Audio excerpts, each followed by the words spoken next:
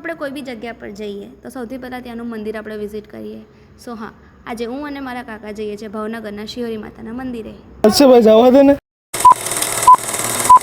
સો hello, જય Shri Krishna, Radhe Radhe, welcome back to my mini vlog. So સાંજના 5 વાગે હું અને મારા કાકા નીકળી ગયા શિહોરી માતાના મંદિરે જવા માટે. મંદિર બહુ દૂર હતું નહીં, એટલે ગલીઓમાંથી શોર્ટકટ મારી પહોંચી ગયા સીધા મેઇન રોડ ઉપર.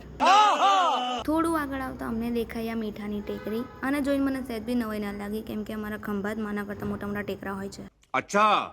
4 રસ્તે પહોંચીને કર્યા વડલાવાળી ખોડિયાર માતાના દર્શન, જય ખોડિયારમાં, ને પછી લેફ્ટ ટર્ન લઈને પહોંચી ગયા મેઇન માર્કેટમાં, બિકોઝ શિહોરી માતાનો રસ્તો માર્કેટમાંથી થઈને જાય છે. થોડું માર્કેટમાં ફર્યા પછી માતાનું મંદિર દેખાવા લાગ્યું હતું, જેમ તમે જોઈ શકો છો, અને થોડીક વારમાં અમે પહોંચી ગયા હતા પ્રવેશ દ્વારે.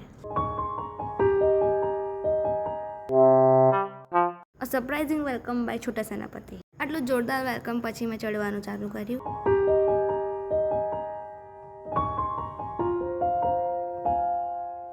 સો હજુ ખાલી 70 જ દાદરા ચડી હતી, હું થાકી ગઈ હતી. તો કાકા કહે છે કે હજુ તો બીજા 350 બાકી છે, તું કેમ ના ચડીશ? પણ આમને એમ નથી થતું કે મોટિવેટ કરીએ છોકરીને કે ના થઈ જ જશે. એવું કહેવાય કે difficult rods often lead to beautiful destinations. ને એ બ્યુટીફુલ ડેસ્ટિનેશન હતું ટોપ વ્યૂ, જ્યાંથી સિહોર બહુ જ સુંદર દેખાતું હતું. ને ઓલમોસ્ટ થોડું જ રહ્યું હતું અને એ ચડીને અમે પહોંચી ગયા મંદિરે.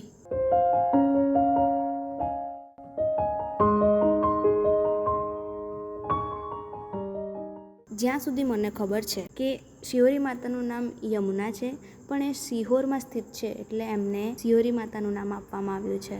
ને થોડીક વાર ત્યાં બેસી અમે લોકો પાછા આવતા રહ્યા નીચે.